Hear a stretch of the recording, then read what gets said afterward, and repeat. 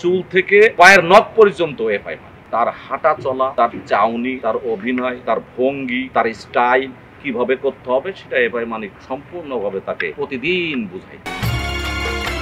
FI মানিক ভাইকে নাজেহাল করে ছাড়ছেন, নাজেহাল, একদম রাস্তায় বসার প্রধান নায়কই শাকিব।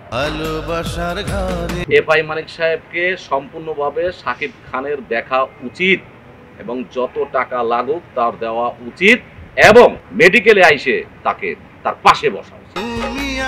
এফআই মানিকের স্ট্রাগলটা যদি বলেন, এই শাকিব খানকে এই তারকা খ্যাতি দিতে বলেন, চতুর্থ শ্রেণীর নায়ক থেকে তারকা খ্যাতি আনার ভিতরে এফআই মানিকের ১ নম্বর অবদান তার হাঁটা চলা, তার চাউনি, তার অভিনয়, তার ভঙ্গি, তার স্টাইল কিভাবে করতে হবে সেটা এফআই মানিক সম্পূর্ণভাবে তাকে প্রতিদিন বুঝাইত। কিভাবে হাঁটতে হবে, একটা নায়কের হাঁটা কিভাবে হয় সেইভাবে করাই, কিভাবে একটা কাপড় চোপড় পরাইলে তাকে ভালো লাগবে, ফিটনেস লাগবে, দেখতে সুন্দর লাগবে সেটা করাইলে এবং সম্পূর্ণভাবে এফআই মানিক করেছে। চুলটা কেমনে কাটাইতে হয়, হ্যাঁ, সম্পূর্ণ কিছু এফআই মানিক, তার লোম থেকে পায়ের চুল থেকে পায়ের নখ পর্যন্ত এফআই মানিক। এই যে এফআই মানিক আজকে অসুস্থ, হ্যাঁ, এটা কি শাকিব খানের আসলে কি ভূমিকা নেওয়া উচিত, আপনি কি প্রত্যাশা করেন? আমি প্রত্যাশা করি ইনশাল্লাহ শাকিব খানের সম্পূর্ণভাবে তাকে দেখা উচিত। কাকে?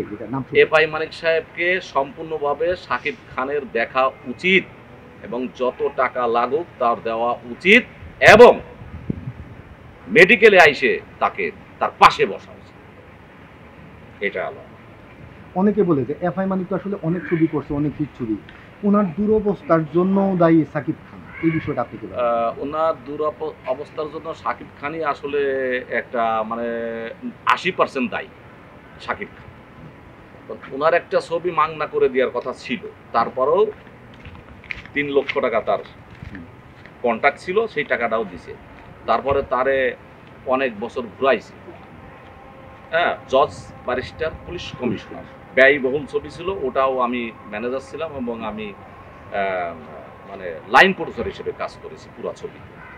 তো এফআই মানিক ভাইকে নাজেহাল করে ছাড়ছেন, নাজেহাল শাকিব খান। তখন শাকিব খান খুব ব্যস্ত, স্টার হয়ে গেছে এখন, সেইভাবে এফআই মানিককে একদম রাস্তায় বসার প্রধান নায়কই শাকিব। এটার কারণ কি? অপু বিশ্বাসের নামিয়া নায়িকা পূর্ণিমাকে নেওয়া হয়েছিল, এটা নাকি অন্যতম কারণ, এটা বলছিল এফআই মানিক। আমার এটা একটা সঠিক কথা, কিন্তু এফআই মানিক ভাই চাচ্ছিল না যে অপুকে নেওয়ার জন্য, কারণ যে ক্যারেক্টারটা, ওই ক্যারেক্টারটা পূর্ণিমাকেই লাগে, যার কারণে পূর্ণিমাকেই নেওয়া হয়েছে।